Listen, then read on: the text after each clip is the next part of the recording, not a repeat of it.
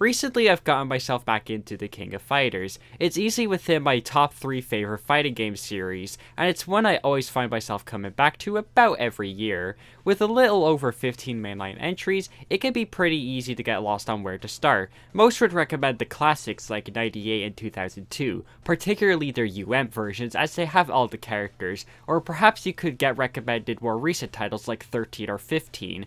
These are all valid choices, and you'd be right to recommend any of these 4 games to newcomers. I certainly would. They all have their own strengths and weaknesses for newcomers and have active player bases. Of course, with a series with as much of a lasting legacy as the King of Fighters, naturally there will be more underrated entries that many might not think twice about or just flat out not give a shit about. As I was getting more into KOF, I played 2003 around the time Terry got announced for Smash and thought it was pretty good. I don't like the sound design and I'll acknowledge that it's a buggy mess, but it's a very enjoyable game. 2 things stuck out to me with this title: the team compositions and the tag team gameplay. I didn't even know about 2003 being a tag team game going into it. I just picked it randomly out of a hat and winged it, and you know what? I'm glad I did. I have fond memories with 2003, and I'd recommend that even the hardcore KOF fans at least give it a shot, even if I'd be the first to admit that it's not perfect. 2003 is notable for being the final KOF game released on Neo Geo hardware, and the 10th and last game in the series to be a yearly release. SNK would take 2 years to release the next KOF game, to prevent the stress that would come with the yearly releases they had done for the past decade. The result of this was 2005's The King of Fighters 11. Jesus fucking Christ, me and this game are gonna turn 20 this year. One fact about me is that I'm fascinated by pieces of media that came out in my birth year. It seems like a lot of things that came out in 2005 are really fucking good, and KOF 11 is no different. This is genuinely my 3rd favorite KOF game, and easily the one I'd consider the most underrated entry in the series. With more people talking about the game than ever before, I decided, why not throw my hat into the ring? I love this game so much, and I've always wanted to share my appreciation for it, so it's finally time I do so. Let's talk about KOF 11 and why I like it so much and why you should give it a try. KOF 11, like its predecessor, is a tag team fighter, but this time the gameplay feels a lot more fluid. The game functions like your typical tag team fighters like Marvel vs. Capcom, but with an SNK twist, because of course it does. There's a surprising amount of depth that goes into this system, and while I'm not the best person to display it, I can assure you that this game is infamous for its fucking bonkers setups and mixes. This was the first KOF game where I'd say that the game truly allowed the player to get away with just about anything. Not to say that the series never did so, but more than ever, you're allowed to experiment with your characters and come up with some wacky ideas for combos, mix-ups, and how to utilize your team effectively. The quick shift mechanic is something I honestly wish more team games had, as when implemented in the way KOF 11 handles it, the game becomes super tight. Quick shift takes a typical 3v3 tag fighter and turns it into something absolutely unhinged. It makes the game infinitely more interesting, and considering the fact you're allowed to do it frequently enough to where your whole team can get involved in a combo, it makes your block strings, combos, and mixes absolutely deadly, and a force to be reckoned with when you know what you're doing. When put into the right hands, quick shift can easily become the most frightening mechanic in the whole game, and it's one of the major reasons I come back to this game, because I desperately want to figure out what's possible and who I can perfectly synergize a combo with. The flow of the game feels fluid as fuck, and it's one of the rare instances where a fighting game is fun even when you're getting hit or just flat out losing. I never get mad when I lose a match in KOF 11. If anything, it just incentivizes me to try something different and continue the fun I was having. One of my favorite aspects of team composition is deciding who my team leader will be. This was a mechanic in 2003, but it is much more fleshed out in 11. Before each match, you get to assign your team leader, which grants them a unique leader super, and then you get to pick the order of who goes after who like your standard KOF game. Basic stuff. What's really nutty about the leader super is the ability to cancel a regular super into a leader super, which the game calls a dream cancel. Add dream cancels on top of the shift mechanic, and you have some whack-ass combos that can go on for quite a while. It's a cavalcade of experimentation, and I'm a combo fiend, so any excuse a game gives me to do some cool looking shit for a prolonged period of time keeps the monkey brain in me satisfied. Some of these leader supers are really cool looking, and are genuinely some of the nicest looking supers in the entire series. They can be a bit tricky to use effectively, but once you get the hang of it, they'll be your best friend in tough situations and are always reliable combo enders. Speaking of the shift mechanic, you can switch between characters by holding A and C or B and D. You can do this in neutral, during a combo, which costs 1 skill bar, or alternatively you can save your ass and switch characters on block, or even while you're getting hit, which costs 2 skill bars. This is such a well thought out system, and it heavily incentivizes the player to use all 3 of their characters frequently enough to make fights interesting. Things can get very intense during the last 20 seconds or so, and it's always super satisfying landing that last second hit or super. Interestingly enough, unlike most team-based games, your characters don't heal while they're inactive, which at first may sound horrifying and kinda shit. It's something I actually quite like. Not only does it, again, incentivize the player to use all 3 of their characters and not over-rely on one of them, but also heavily raises the tensions of any given fight. You never quite know what will happen next when damn near everyone is at low health. You could switch between 2 of your characters with about 15 or so % of their health left, and for all you know, they could be the MVP. One thing I love doing is swapping out my entire team in sequence with one another to bait the opponent and keep them guessing on who I'm going to land on before surprising them with something unexpected. By no means is this an effective strategy, but it's a ton of fun regardless. All of these elements help cement KOF XI's tag system as quite possibly my favorite rendition of the concept in the whole genre, and it's something I've yet to see properly replicated in a game since. If there's one aspect about KOF XI that many fans like myself seem to love, it's the very strange roster. Just about every classic team was rearranged in some major way, and they added quite a few new characters that feel right at home with the rest of the KOF roster. There's also quite a few series mainstays that were not included in 11, like Leona, Andy, and Joe. The 3 new original characters, for example, are all very welcome additions. I'm not the biggest fan of Elizabeth, but she has her appeal, and I do think the idea of fighting using the power of light is a very underutilized concept. Momoko is an oddball. Being only 10 years old, which apparently was a challenge for the designers, she has such a fun playstyle and she's just such a whimsical little critter. Despite her cute appearance, however, she's very challenging to play. I've seen people say she's just as difficult as Angel, which I could definitely see a case being made there. Oh yeah, that's right, Angel isn't in this game either.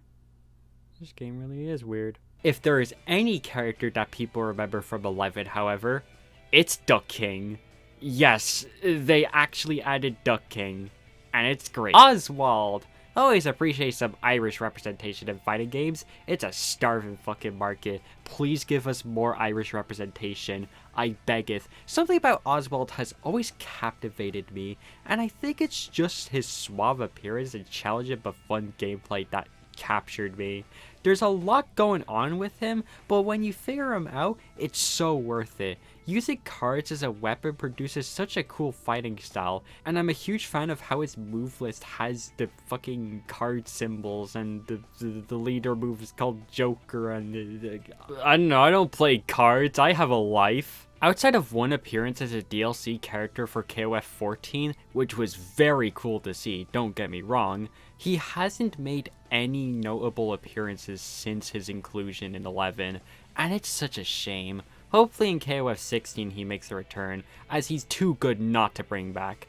Of course, there are quite a few other characters that joined the roster. I mentioned Duck King, but there is now a dedicated Garou team. Gato and Tizak were in 2003, but now they're joined by B Janae, who is very much a welcome addition. Very happy to see her. Bit strange that Rock wasn't here, but at the very least he's here now on the same team as B Janae and Gato and King of Dinosaurs. There are 2 major bosses that are unique to 11, Shion and Megaki. Shion is a character I hope they bring back as well, as he has such a cool fighting style that hasn't been seen before or since 11. Being able to fight with a giant-ass pole like Billy, he sports the longest range normals in the entire game, though he could get rid of this pole and become more of a quick fighter with less range and more stubby buttons. His boss fight is quite challenging, not helped by his invisible projectiles. Yes, you heard me, invisible projectiles. If that sounds like torture, you haven't seen Megaki.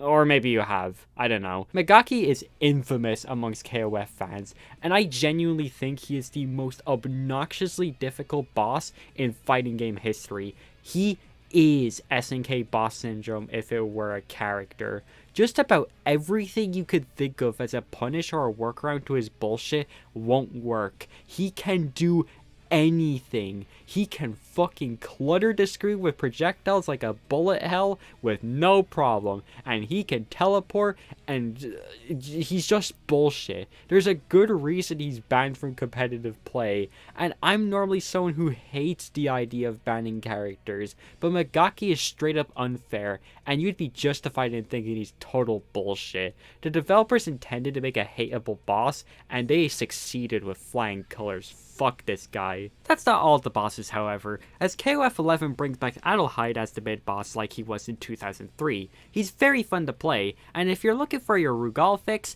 then his son does a good job at taking his place. You'd be a fool thinking he was alone though, as KOF 11 famously introduces forgotten SNK franchises to the roster. Guy Tendo and Silver from Baruki 1 and Sho Hayate and Jazu from Savage Rain are also included as mid-bosses. It's really cool that they included these guys, and I'm hoping that in future KOF titles we get to see them again alongside even more forgotten SNK series like The Last Blade.